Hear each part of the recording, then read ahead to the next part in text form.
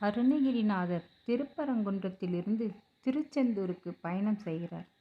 அடர்ந்த காட்டின் வழியே செல்லும்போது வழி தெரியவில்லை. உடனே மனமுருகி முருகப்பெருமானை வேண்டுகிறார். அப்போது அவர் முன்னே மயில் பறந்து வந்து பாதையை காட்டுகிறது. இன்றும் நாம் மதுரை செல்லும் வழியில் மயில்களை காண முடியும். திருச்செந்தூரை கண்டவுடன் அருணகிரிநாதருக்கு ஒரு பெரும் மகிழ்ச்சி ஏற்படுகிறது. கைலாய மலையே கண்டது போல பெரிய மகிழ்ச்சி. கைலை மலையணைய செந்தில் என்றே திருப்புகழை பாடுகிறார். அங்கே முருகனுடைய நடன காட்சியை காண வேண்டி பாடுகிறார். அவரது வேண்டுகோளை ஏற்று சுவாமி திருநடனம் ஆடி காட்டினார்.